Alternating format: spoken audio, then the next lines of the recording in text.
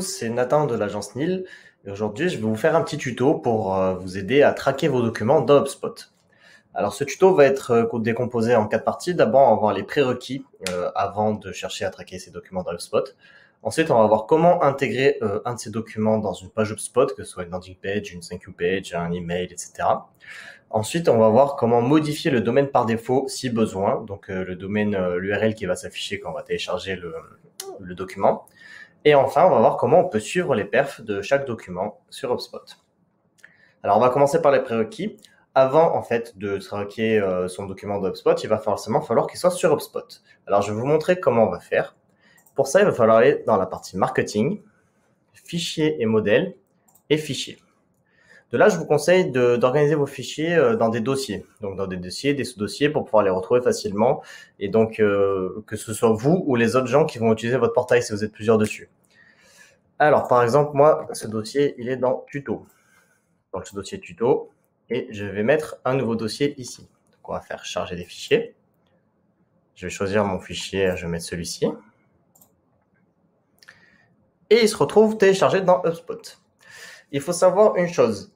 C'est qu'il faut bien renommer le fichier de la façon dont vous voulez avant de faire l'import dans HubSpot. Pourquoi? Pour deux raisons. La première, c'est une raison SEO, parce que en fait, le SEO va être fait sur le nom au moment de l'import. Et donc, même si vous modifiez le nom plus tard, ça va être le nom au moment de l'import qui va prédominer pour le SEO. Et deuxième chose, c'est que quand vous allez télécharger votre fichier, donc par exemple, votre contact va télécharger votre fichier, il va tomber sur ce fichier ici. Donc, c'est le fichier que j'ai téléchargé. Et ben, vous voyez ici le nom de la page web en haut. Ça va être également le nom à l'import. Même si je modifie le nom après, le nom qui va rester ici restera le nom à l'import. Donc, il faut bien faire le changement de nom avant d'importer dans HubSpot. Donc, voilà. Donc là, j'ai importé mon fichier dans HubSpot. Maintenant, on va voir comment l'intégrer sur une page. Donc là, je vais prendre une page, par exemple une thank you page. Que ce soit sur une thank you page ou sur une autre page, en fait, ça va être globalement pareil, juste l'interface qui va différer un petit peu, mais vous aurez les mêmes choix. Alors, ce fichier, on va le mettre sous un CTA. Il y a deux solutions. Soit c'est ce fichier, je veux que tout le monde y ait accès. Dans ce cas-là, donc, je le mets derrière un CTA sur n'importe quelle page de mon HubSpot, ça ne change rien. Si je veux que ce fichier soit accessible seulement après la soumission d'un formulaire, alors dans ce cas-là, ce CTA, je vais le mettre sur une page qui ne sera accessible elle-même que sur soumission d'un formulaire. Donc, par exemple, une thank you page ou un mail de suivi qui seront accessibles ou envoyés seulement après la soumission d'un formulaire sur une landing page. Alors, ensuite, il y a deux solutions. Donc, quand je vais cliquer sur mon CTA, je vais arriver sur cette interface. Il y a trois choix. Soit faire un lien vers un fichier, vers un contenu ou externe. Dans la plupart des cas, on va pouvoir faire tout simplement un lien vers un fichier. Donc là, je fais lien vers un fichier. Je choisis mon fichier. Donc là, c'est celui-ci, tuto agence NIL, insérer.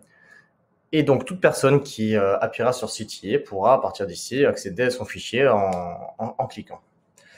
La deuxième solution, on va l'utiliser en fait si on veut modifier l'URL qui va s'afficher quand on va télécharger le fichier. Par exemple, ici, sur le fichier là, quand on le télécharge, on voit qu'on a le domaine agencenil.com. Imaginons qu'au lieu d'avoir agencenil.com, j'aurais voulu avoir, au moment du téléchargement, le domaine info.agencenil.com. Ce que j'aurais dû faire dans ce cas-là, quand je prépare mon CTA, c'est au lieu de faire un lien vers un fichier, faire un lien vers un externe.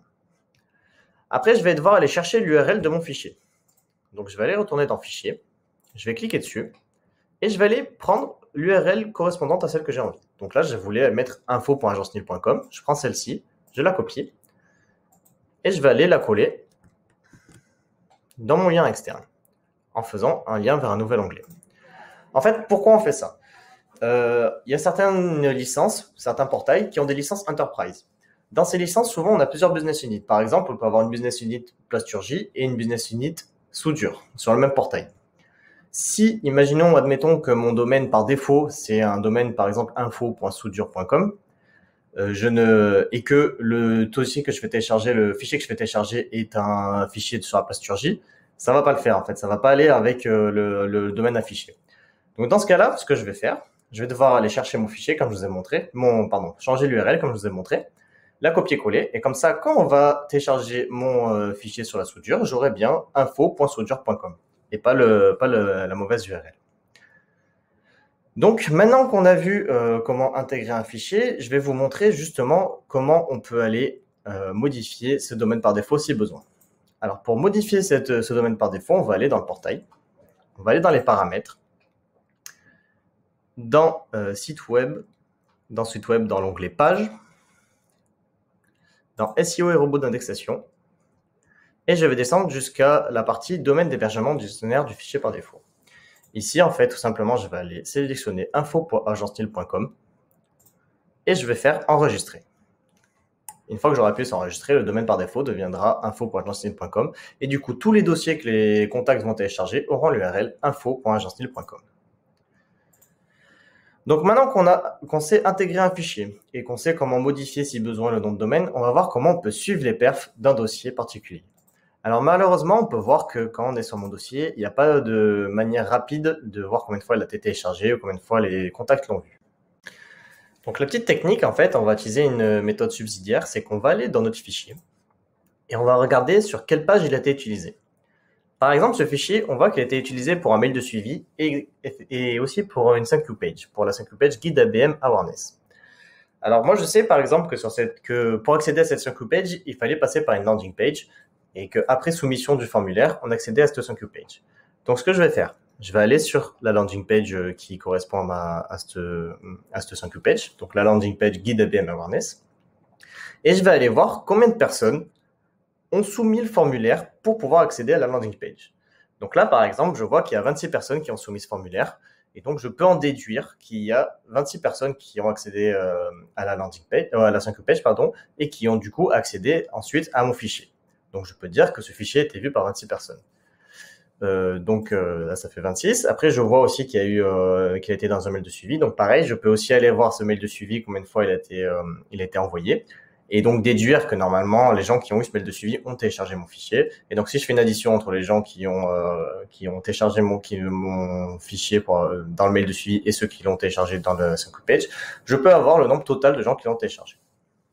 Donc, on arrive à la fin du tuto. Je vous propose de faire un bref récap, en 4 étapes. La première étape, ça va être qu'avant en fait, d'essayer de traquer votre document d'HubSpot, il faut l'importer.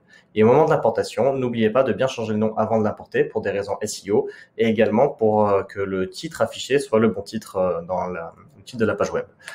La deuxième étape, alors pour intégrer le fichier, donc il y a deux solutions. Soit on fait un lien vers un contenu, si le nom de domaine par défaut est le nom de domaine qu'on veut effectivement afficher. Soit on va en fait aller dans les fichiers, changer l'URL, copier-coller l'URL et la mettre dans un lien externe, donc qui nous amènera vers le fichier avec la bonne URL.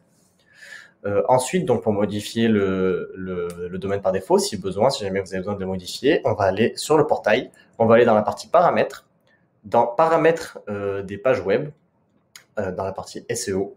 Et donc ici, on pourra modifier son nom de domaine par défaut. Et enfin, pour un suivi des perfs, pour aller voir le nombre de fois où les visiteurs ont vu, vos contacts ont vu votre fichier, vous pouvez aller regarder sur quelle page il est utilisé et donc voir les performances de ces pages pour savoir combien de fois il est utilisé, donc combien de fois normalement les gens ont vu ce fichier. Je vous remercie d'avoir suivi ce tuto. Je vous invite à aller voir la page de Neil, la page des tutos, parce qu'on a fait des tutos sur plein d'autres sujets sur HubSpot pour apprendre à bien manipuler le CRM HubSpot. Et également, si besoin, sur la page de formation d'onboarding pour être formé en fait au logiciel HubSpot. À bientôt!